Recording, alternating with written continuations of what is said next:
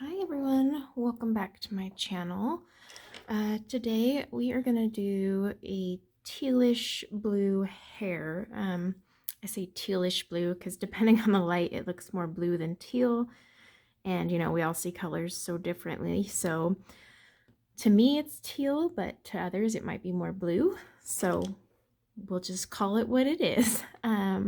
This was requested. I did have a poll up asking, if you would want more Caran d'Ache, Pablo's, Luminance, Castle Art, all my C lettered things. And Castle Art was by far the most popular. And then in my last stream, it was requested that I do a teal. So I went ahead and picked out a teal combo.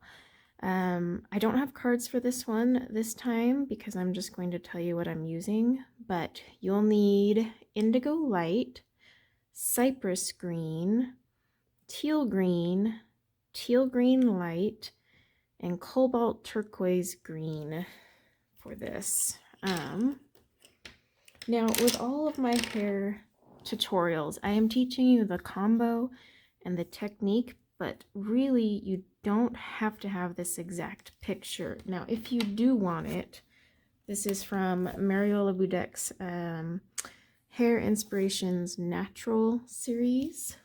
But again, I'm trying to teach you guys the combo, and that way you can use it on any picture. Because if you literally only learn it on this image and not like send it elsewhere, then it's not really helping you. So pay attention more to the technique than the actual picture. A few things I wanted to kind of show you were, so I started coloring the braid here. I wish I could do this with my hair. It's long enough, but you'll see some darker blue, and these are my shadow areas. Now, when hair is braided, you should always have a darker area, and this artist does a really good job at shading it for you in the grayscale, but say it wasn't there. When the hair comes into the braid, it's obviously going to be shaded there because it's tucking in. Now, you'll notice it's darker down here, but that's because this hair is curving up and under the light source. It's going to be darker, whereas this hair is curving in, but it's not curving under the light source. It's still exposed. Now, the outside of the braid is going to hit the most light, which is why she has the highlight there, because it's curving around. It's catching that light. Now, at least in her image, I mean, say the light was shining from above, then more likely the top halves of the braid would get that, so it kind of depends on what the artist does. Now, if there's no grayscale, you can make it your own, but you want to keep it consistent. You don't want like a highlight here and then highlights up, up, and up. You have to decide where your light is and decide where it's going to hit. Same thing down here. You're going to have a lot darker areas because this is all under this huge braid for one, but also lower areas of her hair. Now, I don't always follow an artist's grayscale to a T. Like, obviously, this is not going to be a whole highlight here because, see, her highlight is going all the way down into where it tucks in. That much hair is not going to be all shiny and shimmery. So you got to kind of eventually visualize it. It takes practice, and, try not to stress about it too much. Just have some fun. So let's do this blue combo and then show you kind of how I use it. So as always, hair should be done in sections until you're comfortable with hair. If I wasn't doing this for a tutorial, I would probably just go all over the whole head and, go layer by layer. But because I'm doing it for a tutorial, I'm doing it in sections. So I'm going to treat this as a section here. Now, if you have trouble clumping it off because you're just not seeing the clumps, or once you get started you lose track, just take your shadow color. So in this case it's indigo light. See right here, I'm just really lightly coloring a line. Don't go hard or anything. Granted, this will be a shadow area later, but right now I just need to outline it so I can remember. And then this clump here, see how it curves around? So I've outlined it just so I can see it. And you might not even see it. All right. Now, with the castle art, they're soft, but they're not like smushy like a Prisma. They also, unfortunately, because they are soft, blend out faster than a harder lead like a Polychromos, Black Widow, Pro Color. They start to blend out here the more layers you add, so you have to put down a base coat with this one. Some other brands you can get away with not doing a base coat, but these are going to blend out too fast before you can build a natural highlight. So cobalt turquoise green is our highlight color. I'm holding it back really far because I just want a light coat. And I'm just putting it almost in a way outlining my own highlight.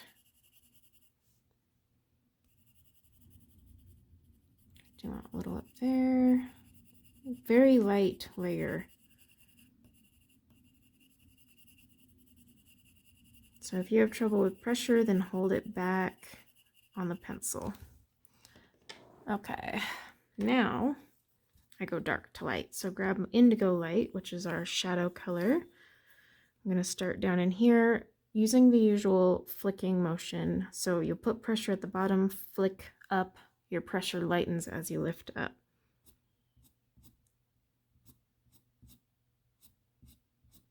Now I'm trying to stay within that line that I pre-drew.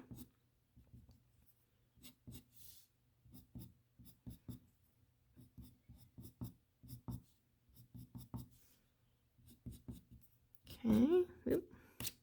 These crumble a little sometimes. Now grab your cypress green, which is not green, it's actually blue. We're going to overlap our darker color, but bring it out a little further. But we really want to emphasize this in the shadow areas because it is a pretty dark color. You can see the color showing through as I bring it past our shadow color. See how I'm just kind of flicking it in there. Okay. Next, you want to grab your teal green. And this one I'm not bringing from the bottom. I'm bringing about, excuse me, halfway through where my shadow color was. But again, that's because these blend out. So I'm also bringing it out further than my last color. Basically, our goal is to start bringing these two sides together as one. Okay, now grab teal green light. Same thing, I'm not going over my shadow area. Instead, I'm starting about midway up all of my colors. And this one is the one that'll come closest to touching one another.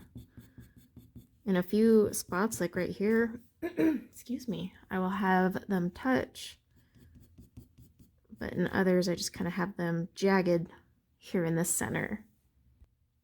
The reason you want it jagged is a highlight isn't just one big square. Now the effect of the hair when it's done as a whole, you'll see the highlight, how it, holds similar area, but you don't want it a straight line. You want it to be all jagged like that. Now we're going to take our base color, which is the cobalt green turquoise, and just fill in the center. Again, light pressure.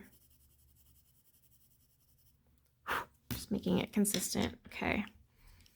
Now go back to your indigo light, and here's where we start defining a few things. Any area you want darker, like I want this shadow area darker. So I want a tiny bit of flecks of that coming through more. So I'm just adding it in. Again, I'm showing you the technique and the combo, but every hair picture will be a little different. So what I really want you to focus on is the technique more than exact placement, because if you're using a different Mariela Bujak picture, your grayscale is going to be different. Now I'm grabbing my cypress green. Again, just darkening a few areas where I want it darker. Like I do want it dark in between these different sections, because these are pieces of hair that are being wrapped around one another, so there is going to be a shadow in between each of those. The best way is to look up a braid on Pinterest, or look in the mirror at your own braided hair. You'll see where the shadows are. Okay, go back to teal green now. Again, I'm just kind of darkening up and bringing some of these to the center a little more.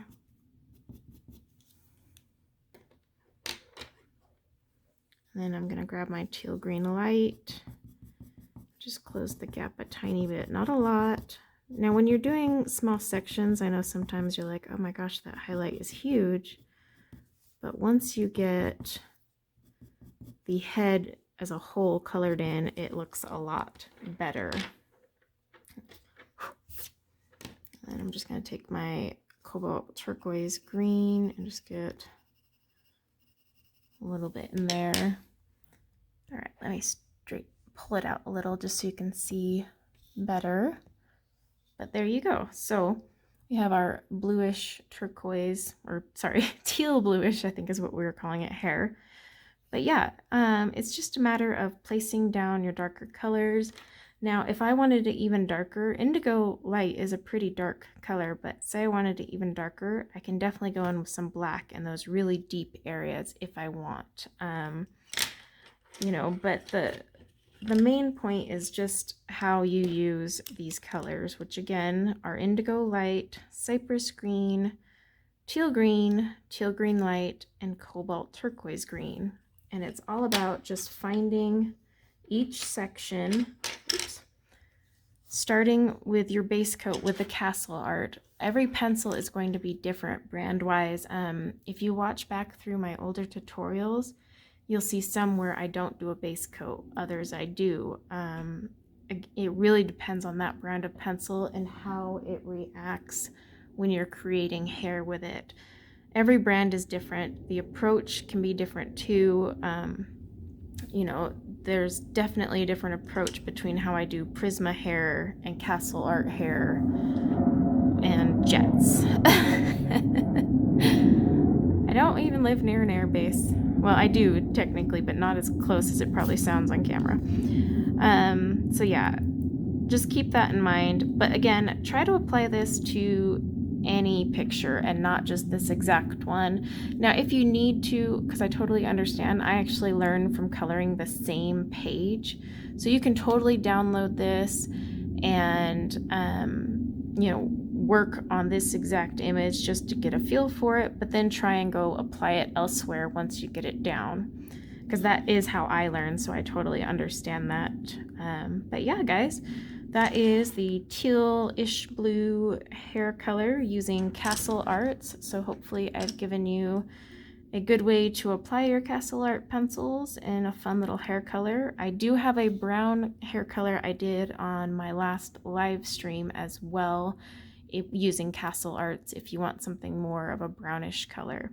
So until next time, take care.